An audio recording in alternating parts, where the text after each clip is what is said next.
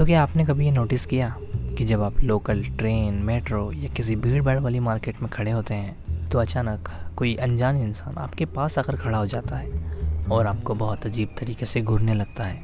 आप उस टाइम सोचते हो कि शायद मेरे कपड़े अजीब हैं या मेरे बाल बिखरे हुए हैं इसलिए ऐसा हो रहा है। आप अपना फ़ोन जेब से निकालते हो और उसे इग्नोर करने की कोशिश करते हो।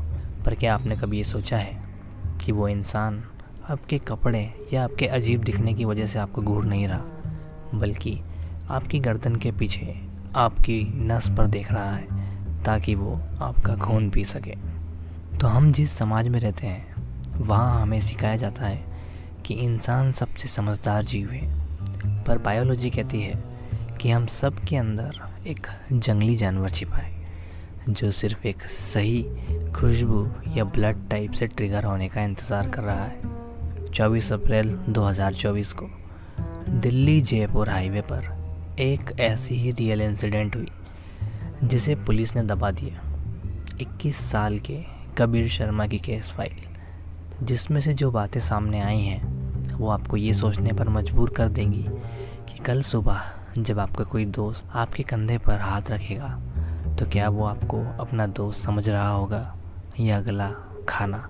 एंड इस वीडियो को पूरा देखना क्योंकि ये किसी भूत की कहानी नहीं, ये आपके साथ भी हो सकता है। तो शुरुआत करते हैं हमारे विक्टिम से। कबीर एक बिल्कुल नॉर्मल मिडिल क्लास फैमिली का लड़का था। दिल्ली यूनिवर्सिटी के एक कॉलेज से बीकॉम कर रहा था और शाम को एक लोकल साइबर कैफ़े में काम करता था ताकि अपनी फ़ीस निकाल सके।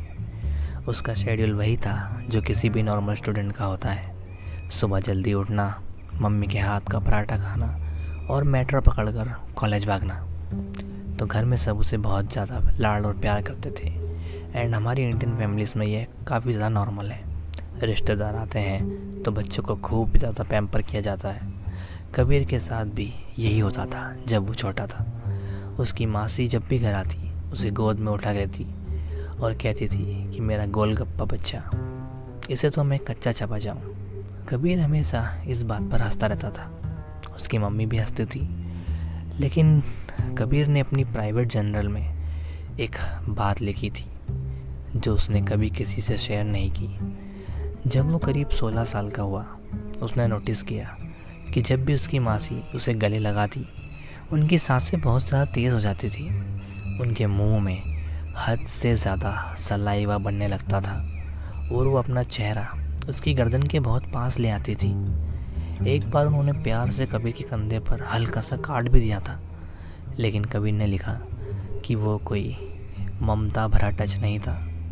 उनकी ग्रिप इतनी ज़्यादा मजबूत थी कि कबीर को लगा उनके दांत उसकी स्किन को फाड़ देंगे। वो डर कर पीछे हट गया था। एंड उसकी मासी नॉर्मल तरीके से हंसने लगी जैसे कुछ हुआ ही नहीं, पर उनकी आंखों में से एक अजीब सी डर थी, जैसे उनका कोई गुप्त राज अभी बस पकड़ा ही जाता। लेकिन वो बच गई। एंड ये एक लौता इंसिडेंट नहीं है, क्योंकि कबीर की नॉर्मल लाइफ में भी ये चीज़ें हो रही थी। वो दोस्तों के साथ मोमोज खाने जाता, असाइनमेंट पूरा करता, पर धीरे धीरे बाहर के लोग उसके पास आने लगे, बहुत ज़्यादा अजीब बिहेव करने लगे थे। उनकी कॉलोनी के एक कोने में एक पुरानी सैलून थी, Anwar hairdressers. Anwar uncle पिछले 12 साल से कबीर के बाल काट रहे थे। कबीर जब भी वहाँ जाता, अनवर अंकल हमेशा उसके सर को ज़्यादा देर तक टच करते, बालों को सहलाते। कबीर को लगता था कि वो बड़े हैं, पुराने हैं, इसलिए फ्रेंडली हैं। तो यही मार्च 2024 की एक दोपहर कबीर बाल कटवा कर निकला। वो धूप में थोड़ा आगे बढ़ा ही था कि उसे ये चीज़ रियलाइज़ हुई कि उसका साइबर कैफ़े की चाबी अनवर अंकल के काउंटर पर ही छूट गई है। तो वो वापस घूमकर दुकान की तरफ गया। दुकान का कांच थोड़ा धुंधला था, पर अंदर की लाइट्स ऑन थी। कबीर ने नॉक करने के लिए हाथ उठाया, पर उसके हाथ वहीं रुक गए, क्योंकि दुकान के अंदर अनवर अंकल ज़मीन पर चारों हाथ पैर के बल बैठे थे। उनका ध्यान दरवाजे पर नहीं था, वो फ्लोर पर बैठे हुए थे और उन्हें देखकर लग रहा था कि वो कुछ खा रहे हैं। जब कबीर ने ध्यान से देखा तो उसके होश उड़ गए थे। वो फ्लोर पर बिखरे हुए कबीर के काटे हुए बालों को एक एक कर उठा रहे थे और अपने मुंह में डालकर खा रहे थे। उनका चेहरा बिल्कुल शांत था, कोई स्माइल नहीं, कोई गुस्सा नहीं। वो बस उन बालों को ऐसे निगल रहे थे जैसे वो दुनिया की सबसे स्वादिष्ट चीज़ हो। कबीर का दिमाग सुन्न हो गया। उसे उल्टी आने वाली थी, इसलिए वो वहाँ से बिना चाबी लिए भाग गया और रास्ते में उसे उल्टी हो गई। उस रात कबीर सो नहीं पाया। उसने अपने मम्मी से कहा कि वो अब से अनवर अंकल के पास नहीं जाएगा। मम्मी ने उसे गुस्सा किया कि वो तो इतने अच्छे हैं, बचपन से उन्होंने ही तो तेरे बाल काटते हैं, अचानक ये तुझे क्या हो गया। कबीर के पास कोई जवाब नहीं था, क्योंकि वो कैसे बताता कि उनकी कॉलोनी का एक इज्जतदार बुजुर्ग आदमी उनके बेटे के बाल खाता है। एंड ये सब तो ठीक था, लेकिन इस इंसिडेंट के बाद कबीर लोगों से हमेशा के लिए दूर होने लगा था। वो चुपचाप रहता, मेट्रो में लोगों से दूर खड़ा होता, पर लाइफ तो रुकती नहीं है ना। एंड कुछ महीनों बाद कॉलेज में उसकी एक गर्लफ्रेंड बनी, रिया एक बिल्कुल नॉर्मल हंसती खेलती लड़की थी। उसके साथ रहकर कबीर अपना डर भूलने लगा। उसे लगा शायद अनवर अंकल ही कोई साइकोपाथ थे, बाकी दुनिया नॉर्मल है। तो सितंबर की एक शाम दोनों कॉलेज के पास एक सुनसान पार्क में बैठे थे। सनसेट हो चुका था और पार्क में उन दोनों के अलावा कोई नहीं था। रिया कबीर के बहुत पास आई और उन्होंने किस करना शुरू किया। कबीर को लगा सब कुछ ठीक है, लेकिन अचानक उसे एक अजीब सा दर्द हुआ। एंड रिया ने बिना किसी वार्निंग कबीर की जीभ पर अपनी पूरी ताकत से काट लिया। एंड अब कबीर के मुंह से एकदम गर्म खून बहने लगा। वो दर्द से चिल्ला रहा था और उसने रिया को बहुत ज़ोर से पीछे ढकेला। एंड कबीर ने अपनी डायरी में लिखा कि उसे रिया को देखकर बहुत सारा डर लगने लगा, क्योंकि रिया घबराई नहीं, ना ही उसने सॉरी बोला। वो बस ज़मीन पर बैठ गई और उसकी आंखें बिल्कुल जंगली हो चुकी थी। उसके होठों पर कबीर का खून लगा था और वो लगातार अपनी जीभ से उस खून को चाट रही थी। उसकी सांसें इतनी तेज़ थीं जैसे उसने कोई शिकार किया हो। कबीर वहाँ से रोते हुए भाग गया। अगले दिन उसने रिया का नंबर ब्लॉक कर दिया और कॉलेज जाना भी बंद कर दिया। रिया ने भी उसको कभी कॉल नहीं किया, जैसे उसे पता था कि उस शाम क्या हुआ था। एंड अब कबीर पूरी तरह आइसोलेट हो चुका था। क्या करे उसे समझ नहीं आ रहा था। एंड अब वो सिर्फ ब्लड टेस्ट के लिए डॉक्टर के पास जाता था, क्योंकि उसे बचपन से टाइप 1 डायबिटीज़ थी। पर वहाँ भी उसने देखा कि उनका फैमिली डॉक्टर सक्सेना उसके ब्लड को देखकर अपने होठों को चाटता था। कबीर को समझ आ चुका था कि उसकी बॉडी में कोई ऐसी बायोलॉजिकल एनोमली है, कोई ऐसा केमिकल कॉम्पोजिशन है जो इंसानों के अंदर के सिविलाइड मास्क को हटाकर उन्हें एक आदमखोर जानवर बना देता है।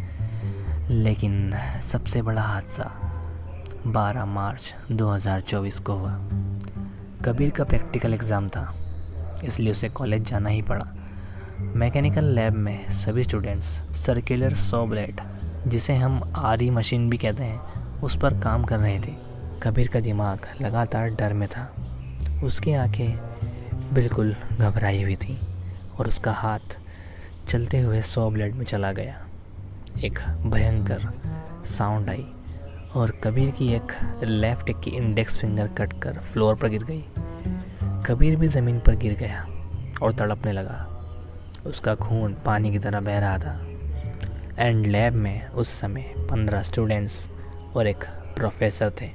3 लड़के कबीर के पास भागे और उन्होंने उसके ज़ख्म पर कपड़ा बांधा ताकि खून रुक सके। लेकिन बाकी के लोग कुछ और कर रहे थे।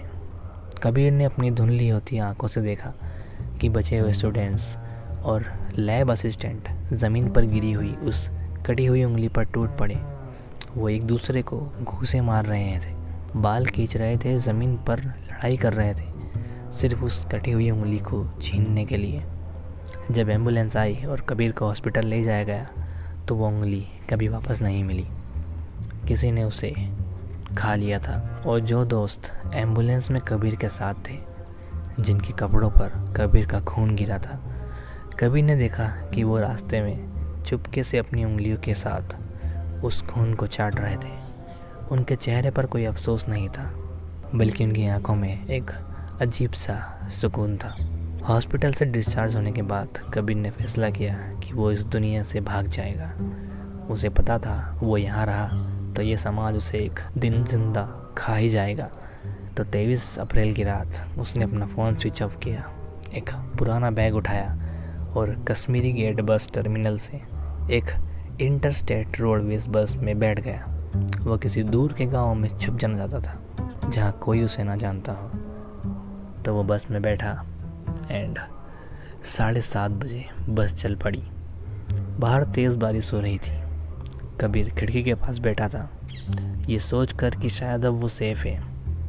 पर बीमारी उन लोगों में नहीं थी, बीमारी कबीर की बॉडी में थी। बस चलने के 2 घंटे बाद माहौल अचानक शांत हो गया। कबीर ने नोटिस किया कि उसके आसपास वाली सीट पर जो एक आम सा दिखने वाला पैसेंजर बैठा था, वो लगातार कबीर की गर्दन को घूर रहा था। उसके होठों के कोने से सलाइवा टपक कर उसके कपड़ों पर गिर रहा था। कबीर का डर वापस लौट आया। उसने धीरे से पीछे मुड़कर देखा और उसके पैरों तले ज़मीन खसक गई, क्योंकि पूरे बस के पैसेंजर्स अपनी सीट पर घूम चुके थे। सबकी नज़र कबीर के ऊपर थी। कोई कुछ नहीं कह रहा था, सब उसी की तरफ देख रहे थे। एंड थोड़ी देर बाद वो हुआ जो कबीर अपने भयानक से भयानक सपने में भी नहीं सोच सकता था। बस ड्राइवर ने गाड़ी को मेन हाईवे से हटाकर एक अंधेरी सुनसान ढाबे के पीछे रोक दिया।